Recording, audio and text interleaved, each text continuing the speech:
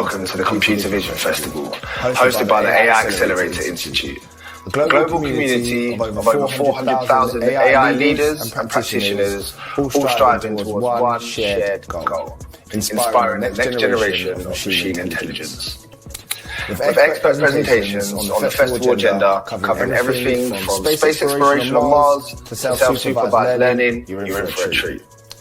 If you have any questions for our speakers or want to connect with them further, then ask away in the comment sections of the video and hear them answered at the end of each session in our live Q&As.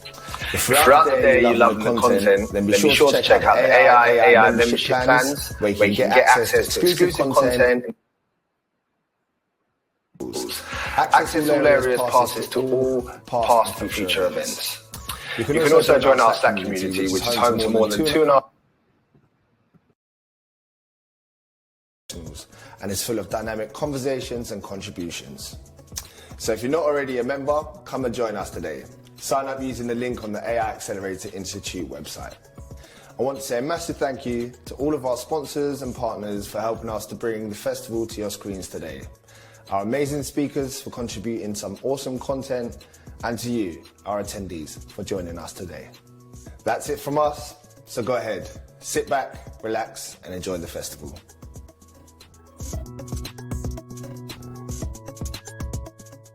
Good morning and good evening to one and all. I'm Vinesh Sukumar and currently lead AI product management team at Qualcomm. And today I'll be talking about connecting AI, 5G and cloud with distributed intelligence. At Qualcomm, we truly believe the age of intelligent cloud connectivity has already begun with using dedicated investments in 5G, cloud infrastructure and AI. If I can explain this using language translation as an example AI feature, which has gained popularity in game streaming and video conferencing applications during this pandemic times. As a native English speaker, I can have my conversation in English and without any difficulty converse fluently to non-English speaking audience around the world with live translation with lowest latency that is only possible because of 5G connectivity and intelligence established on the edge. As an extension, with emerging use cases around full autonomy and virtual reality, we will see that device is able to act individually, sense, extract, and act on information around it. Now, before I get into the meat of my presentation, I wanted to introduce Qualcomm's rich history and how AI has evolved over the last decade or so. We started to do some state-of-the-art AI research in the year 2000, and over the years, starting in 2016, started investing in dedicated AI engines for more powerful AI processing on the edge. With time, we also started participating in the solution space by enabling AI-based voice assistant in the year 2017 and expanded the user experience by adding on noise cancellation along with our fourth generation AI engine in 2018. While making a strong leadership presence on the mobile front, we use the same investment and scale to other markets like data center and cloud by introducing our first generation AI 100, which has made quite an impression in the brutal benchmarking space. Currently, we are on the sixth generation of our AI engine that we launched in 2020, which I will expand on some of the specifics later in the deck. Now, the value of digital transformation is very clear, but we believe the next big innovation will be convergence of digital and physical worlds to get the best of both across virtually every industry. In support of these trends, usages or experiences will continue its evolution to become more flexible and intelligent where the cloud moves closer to the device at the wireless edge and lay the foundation for these intelligent systems that not only support lowest latency, but also drive user personalization. These intelligent systems are poised to completely create new industry verticals while parallelly dramatically improving the effectiveness, efficiency, and safety of existing verticals. In many cases, there's a strong need for AI functionality to exist and execute at the edge rather than on the cloud, on small, inexpensive, battery-operated devices, creating an inexhaustible appetite for enabling very efficient AI processing. Now, Qualcomm is on the forefront answering this demand with leading-edge AI processing and 5G connectivity features in its latest Snapdragon 888 processor. In this talk, will highlight key advances in the Snapdragon 888 and AI capabilities that enable for emerging use cases.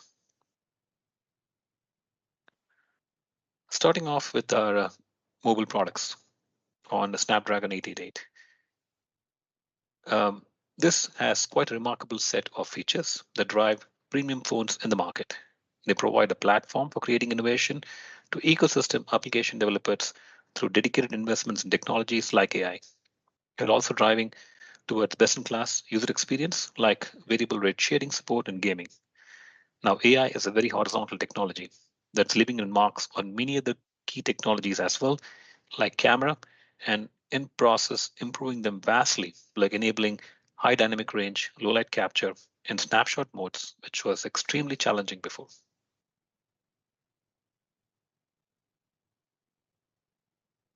All of this is becoming possible using our 6th generation Qualcomm AI engine that is packed and loaded with features.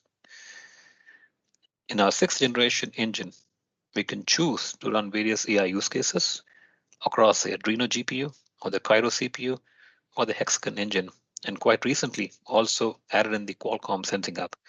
But here at Qualcomm, we always take a very heterogeneous approach that helps with power, latency, and performance need driven by application.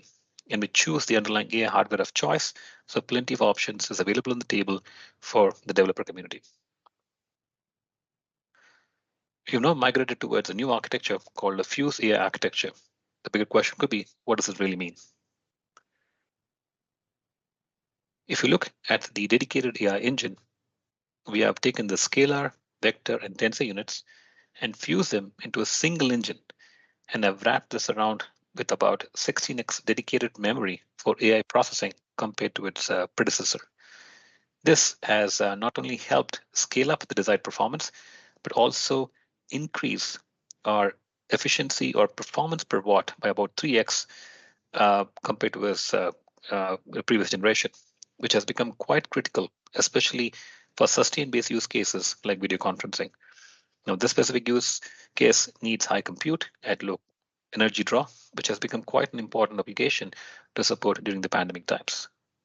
On the GPU front, we've also introduced a new instruction set called TP4A. This is a 4-input mixed precision dot product instruction to complement the 2-input instruction we introduced in Kona, or the predecessor. It can be used to significantly improve the performance of neural networks using 8-bit integer precision. As a reference, we have observed an uplift of 43% in improvement in performance for a classification-based workload like Inception v3 at matched frequency in comparison to its previous generation. Now, one of the major investments needed to have leadership AI experience on the edge is need for sufficient compute in silicon, and we at Qualcomm are trying to accomplish this by diligently investing in usable compute gen over gen. This can be quantified by the advertised TOPS, or what we call as tera operations per cycle. In 865, we had about 15 TOPS, and in 888, the current generation, we are close to doubling the investment of about 26 TOPS. Finally, given mobile form factors are extremely power sensitive, it's also important that Qualcomm devices are able to deliver the desired AI performance at the lowest energy consumption, or commonly referred to as energy efficiency. To quantify this, I've showcased performance numbers on Snapdragon 888 and making comparisons to two other premium competitors, Company A and Company B, across 4 different workloads. I've taken a stab at quantifying this by using some very popular AI benchmarks that evolve around day-to-day common AI use cases like classification, segmentation, detection, etc. And from these charts, the conclusion is pretty straightforward. Snapdragon 888 is definitely at the top of the hill over other silicon vendors.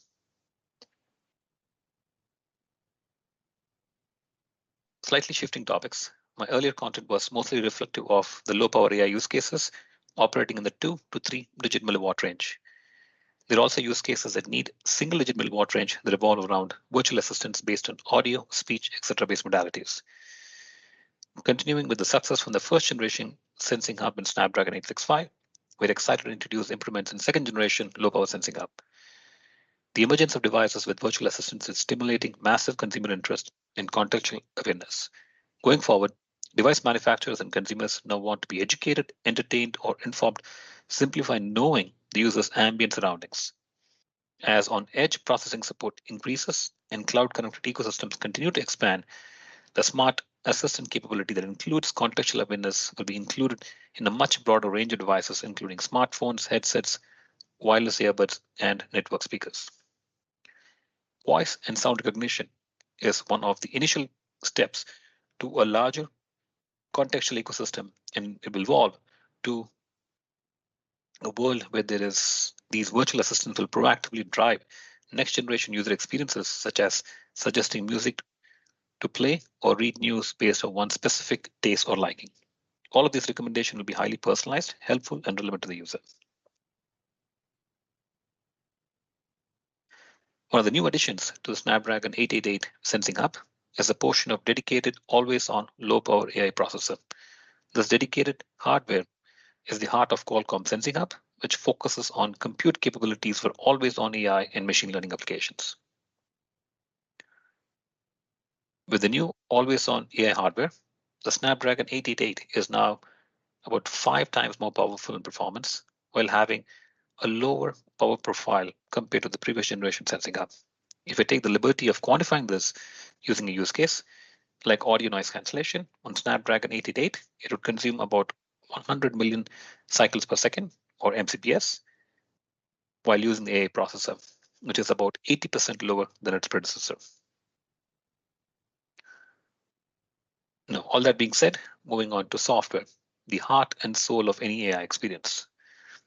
In Qualcomm, our primary motivation is to make sure we can deploy AI solutions rapidly that enables both the promised performance and scalability. And how do we do this? We do this by investing across the entire stack, from applications or use cases all the way to the hardware. Now, what does this really mean? If I step one level down, we start with investing in fundamentals, like enabling the infrastructure needed for supporting various deep learning frameworks like TensorFlow, PyTorch, etc. Then we move on to runtimes and SDKs, wherein we enable both industry-driven modules like NN API for scalability and Qualcomm SDK for other elements like customization, programmability, and performance. This way, we attempt to make the life of ecosystem partners easier and reduce the cycle time in solution deployment.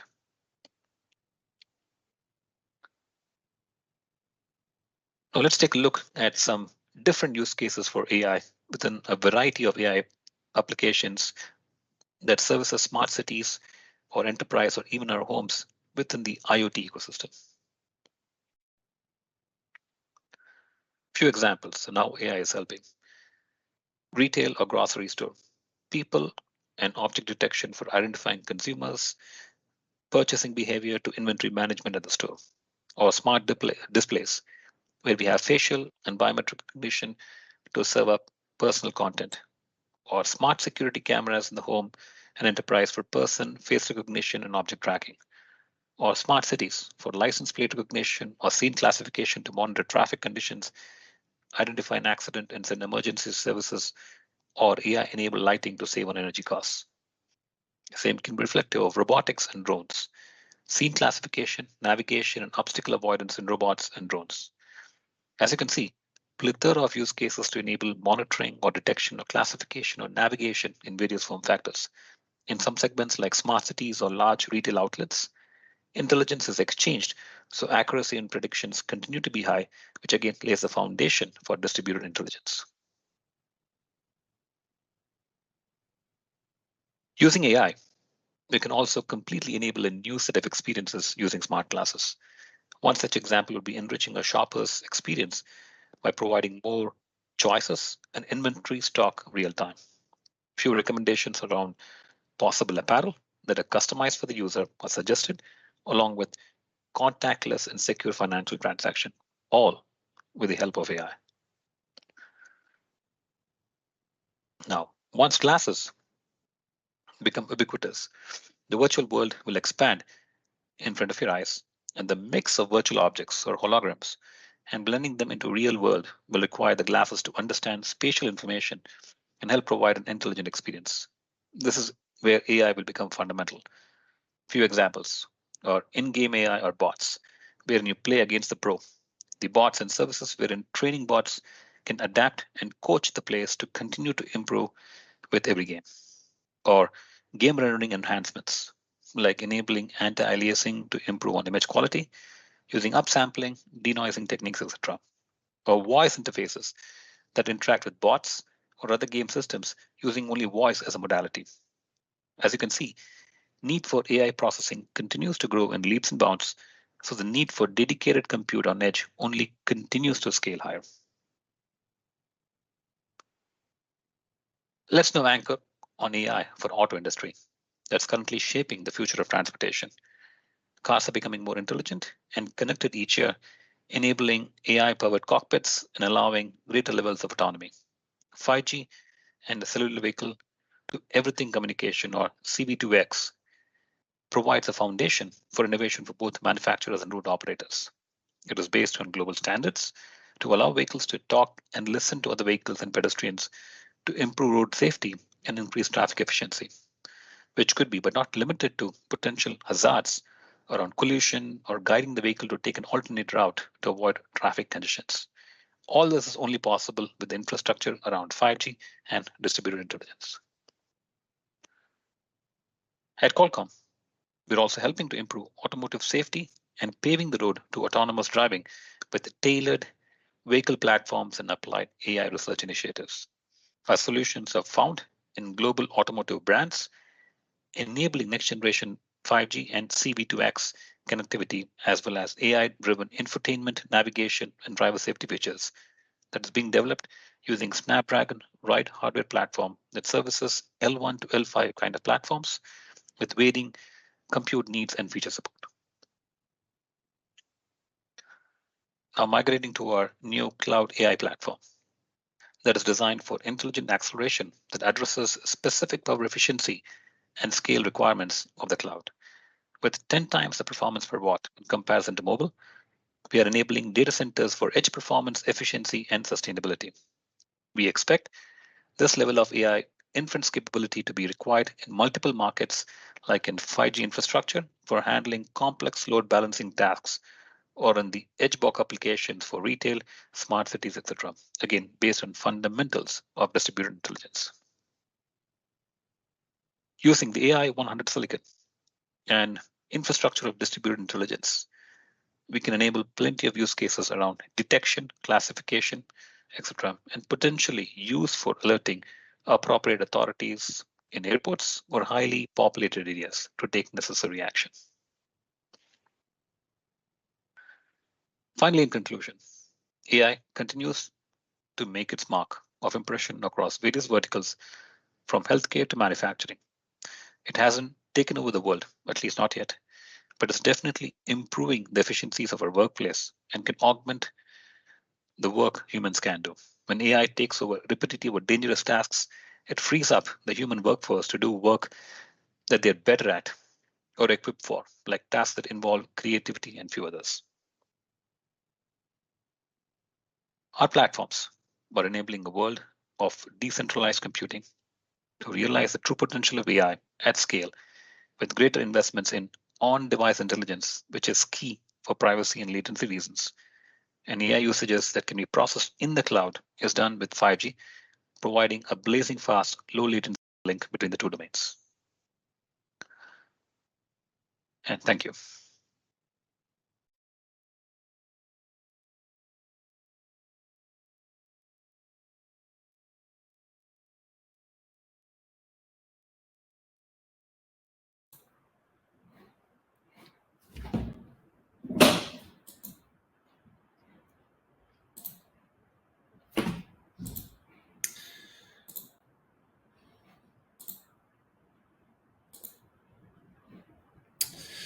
So thank you to everyone for tuning in to that session from our partners Qualcomm.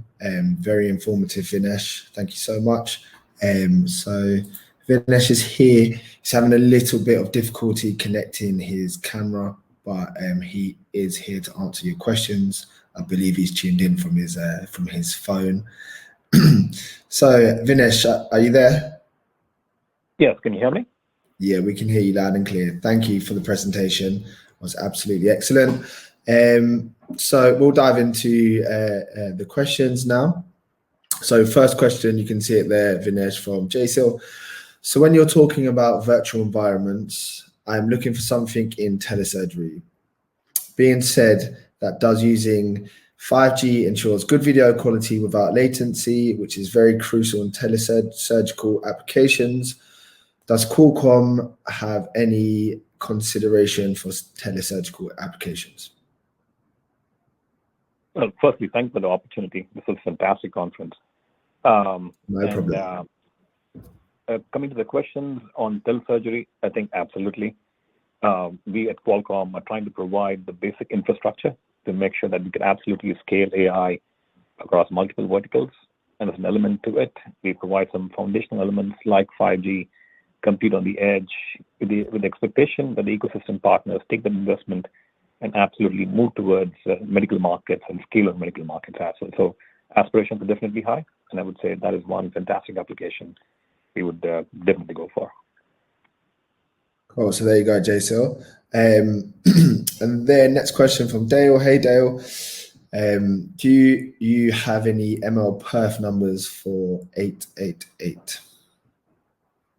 Yeah, Qualcomm is a strong participant in ML perf, and we have made some submissions. Most of these results are public, and I think it's based in the ML Commons website, and you can absolutely go look at the latest numbers that we have. We have it both for the Cloud AI 100. We've also done it for the mobile product, and that kind of gives you an iota of our performance numbers across different workloads.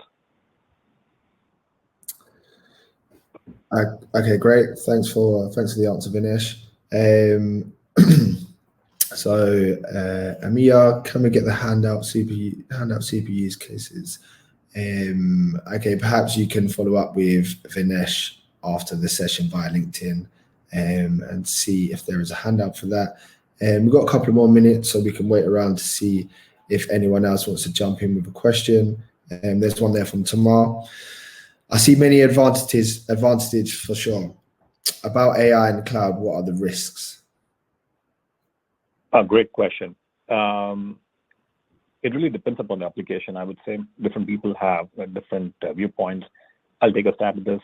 There are going to be certain applications which are extremely sensitive to latency, sensitive to security. They don't want information to leave the edge device. In those cases, it'd be more prudent and cautious to run, I would say, use cases on the edge. But if there's applications which does not necessarily involve elements of security, privacy, those kind of elements, then absolutely you can move on to the cloud. So there's always a fine line on how you distribute the workloads. I would not say it's a disadvantage. It's more about how you want to treat the data. So that's how I would kind of bifurcate the solution space between cloud and edge. Perfect. There you go, Tamar. Thank you, Vinesh. Next question from Ankit. So more of a generalized question here. So what are the use cases you're most excited about? Another great question. I mean, AI is, I would say, has not taken over the world, at least not yet, but it has definitely influenced the way we live, the way we think, and if we're able to kind of offload some of our mundane tasks, either on the linguistics portion, computer vision portion, language translation portion, and force the humans to be more, innovative on what kind of concept ideas, that would be fantastic. But to really answer the question is, what's really keeping me excited is, is all about innovation happening in the AI space. During the pandemic times, video applications suddenly, took a lot of interest. Game streaming took a lot of interest, and all of a sudden you could see, hey, I want to have high resolution on the edge. I want to make sure when there's game streamers coming up, they want to have language translation. They want to have language transcription identified by the speaker. So every time when you come in, or every quarter, there's a completely new set of use cases across multiple verticals, either be auto or IoT or compute or mobile, and that keeps me excited. how do we really solve this problem? Each of these applications have different constraints, some constraints on latency, some constraints on power, some constraints on compute. And, end of the day, you're not going to have one solution that fits all. The question really becomes is, from a hardware perspective, how do you design the right hardware to service these applications? And from a software standpoint, am I really getting to the developers, right? Am I making it point specific? Can I scale? So that's, another portion of the software side we at Qualcomm are excited to really work on. So I would say, great things that kind of come along on a regular basis, and we kind of really keep a hands full to really solve those challenges. Perfect. There you go, Ankit. So yeah, there's a couple of more minutes just in case anyone does want to post another question for Vinesh. But if there's not, we can pretty much wrap it up there. Just a huge thank you to yourself, Vinesh, and John Curley yesterday for your presentations.